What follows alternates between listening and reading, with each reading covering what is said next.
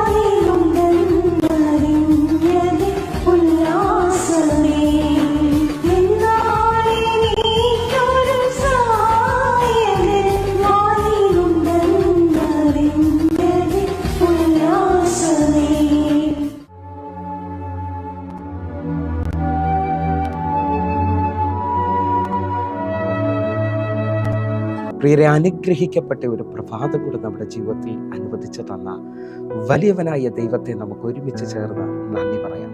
എത്ര പേർ പറയും, ഞാൻ നിന്നതല്ല, എൻ്റെ ദൈവം എന്നെ നടത്തിയതാണ്. ഒന്നുകൂടെ പറഞ്ഞു കഴിഞ്ഞാൽ 2024 ജൂൺ മാസം 29 തീയതി വരെ എന്നെയും എൻ്റെ കുടുംബത്തെയും പ്രത്യേകിച്ച് ഈ പകർച്ചവ്യാധിയിൽ നിന്നും അനേക പ്രതികൂലത്തിൽ നിന്നും പ്രതിസന്ധിയിൽ നിന്നും കണ്ണിലെ കൃഷ്ണമണി പോലെ സൂക്ഷിക്കുകയും വിടുവിക്കുകയും ചെയ്ത വലിയവനായ ദൈവത്തിന് നന്ദി പറഞ്ഞുകൊണ്ട് ഈ പ്രഭാത ചിന്തയിലേക്ക് നമുക്ക് ഒരുമിച്ച് അടുത്തു വരാം. നിന്ദിച്ചവരുടെ നടുവിൽ മാനിക്കുന്ന ദൈവം.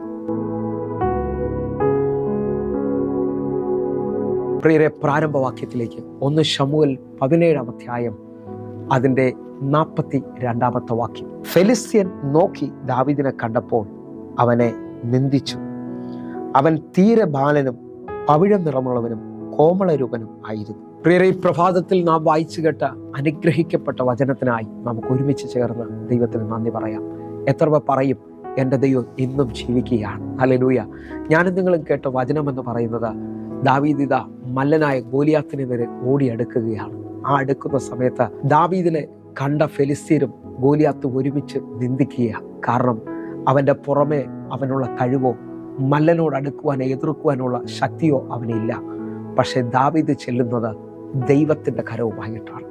ദാവീദ് ചെല്ലുന്നത് ദൈവത്തിൻ്റെ ബലവുമായിട്ടാണ്. എന്നെ ശ്രദ്ധിക്കുന്ന ഓരോ ദൈവമക്കളും തിരിച്ചറിയണം, നിങ്ങൾ അനുഭവിക്കുന്ന നിന്ദ, നിങ്ങൾ അനുഭവിക്കുന്ന പ്രതികൂലങ്ങളുടെ നടുവിൽ എൻ്റെ ദൈവത്തെ ആശ്രയിക്കാമെങ്കിൽ എൻ്റെ ദൈവം നിങ്ങളെ പരാജയമാക്കാൻ പോകുകയല്ല, നിങ്ങളെ ജയാളികളാക്കാൻ പോവുകയാണ്. ഒന്നുകൂടെ വിശ്വസിക്കാമെങ്കിൽ ഇന്ന് ഈ പ്രഭാതത്തിൽ അനേകർ എന്നെ ശ്രദ്ധിക്കുമ്പോൾ ചിലവരുടെ കളിയാക്കലും നിന്ദയിലും ജീവിതം മടുത്തു പോയവരുണ്ടാകാം, മുമ്പോട്ട് പോകാൻ കഴിയാതെ നിൽക്കുന്നവരുണ്ടാകാം. പക്ഷേ ദാവീദിനെ പഠിക്കുമ്പോൾ നിങ്ങൾക്ക് മനസ്സിലാവും, പരസ്യമായി നിന്ദ അനുഭവിക്കുന്നതിൻ്റെ നടുവിലും ദാവീദ് ദൈവത്തെ ഉയർത്തുകയാണ്. ഇന്നലകളിൽ നടത്തിയ വിധങ്ങൾ ഓർത്തുകൊണ്ട് ദാവീദ് കൊടുങ്കാട്ടിൽ അലലിയ അപ്പൻ്റെ ആടുകളെ മേയ്ക്കുന്ന സമയത്തും അപ്പൻ്റെ ആടുകളെ തൻ്റെ കയ്യിൽ നിന്ന് കടിച്ചു കീറുവാൻ, തൻ്റെ കയ്യിൽ നിന്ന് അലലിയ കൊണ്ടുപോകാൻ വന്ന സിംഹത്തെയും കരടിയും ദാവീദ് താടിക്ക് പിടിച്ച് അടിച്ചു കൊന്ന് അനുഭവം ഉണ്ടായിട്ടുണ്ട്. വിശ്വസിക്കാമെങ്കിൽ ഇന്നലകളിൽ ദാവീദിനെ കരുതിയ ദൈവം ഇന്നും കരുതുമെന്നുള്ള, നടത്തുമെന്നുള്ള ഉറപ്പിൽ ദാവീദ് മുമ്പോട്ട് സ്റ്റെപ്പുകൾ വെക്കുകയാണ്.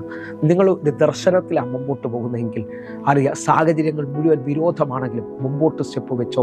തിമായിയുടെ മകനായ ഭൃത്യമായി അറിയാം, ദാവീദ് പുത്രൻ എന്ന് കേട്ട് അറിയാം, അവൻ ഉച്ചത്തിൽ നിലവിളിക്കുകയാണ്. അവിടെ നിന്നവർ മുഴുവൻ അവനെ നിന്ദിച്ചു, എതിർത്തു. പക്ഷേ നിലവിളി നിർത്തിയിട്ടില്ല. കാരണം തിമായിയുടെ മകന് ആവശ്യം സൗഖ്യമാണ്. നിങ്ങൾ അറിയാം, എന്താണോ ആവശ്യപ്പെടുന്നത്, നിങ്ങൾ എന്താണോ കാണാൻ ആഗ്രഹിക്കുന്നത്, അതിനകത്തോട്ട് വിശ്വാസത്തിൽ സ്റ്റെപ്പുകൾ വെക്കുക. സാഹചര്യങ്ങൾ വഴിമാറിയിരിക്കും. മുമ്പോട്ട് സ്റ്റെപ്പ് വയ്ക്കുന്നതിന് വേണ്ടി ചെങ്കടൽ തുറന്നിരിക്കും. വെല്ലുവിളികൾ മാറിപ്പോയിരിക്കും. എന്നെ ശ്രദ്ധിക്കുന്നവരെ, നിങ്ങൾ ഈ വചനത്തിനകത്തൊന്ന് ആശ്രയിച്ചാട്ടെ. ദാവീദിനെ ഫെലിസ്ത്യൻ നിന്ദിച്ചെങ്കിലും ദാവീദ് ദൈവത്തിൽ ആശ്രയിച്ചുകൊണ്ട് ജയം കാണാനിടയായി തീർന്നു. വിശ്വസിക്കാമെങ്കിൽ ഈ പ്രഭാതം മുതൽ നിങ്ങളുടെ നിന്ദ മാറാൻ പോകുക, നിങ്ങൾ ജയിച്ചിരിക്കും നിശ്ചയം.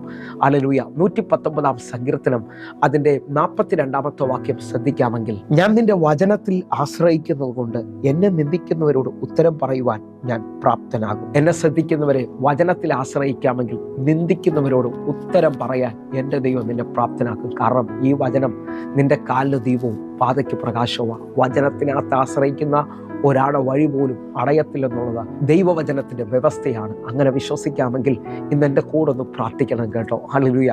119 സങ്കീർത്തനം അതിൻ്റെ 39 വാക്യം, ഞാൻ പേടിക്കുന്ന നിന്ദയെ അകറ്റിക്കളയണമേ, നിന്റെ വിധികൾ നല്ലവയല്ലോ. നമുക്കൊരുമിച്ച് ഈ വാക്യം പറഞ്ഞൊന്ന് പ്രാർത്ഥിക്കാം. ഞാൻ പേടിക്കുന്ന നിന്ദയെ എൻ്റെ ദൈവമേ നീ ഒന്ന് അകറ്റിക്കളയണമേ.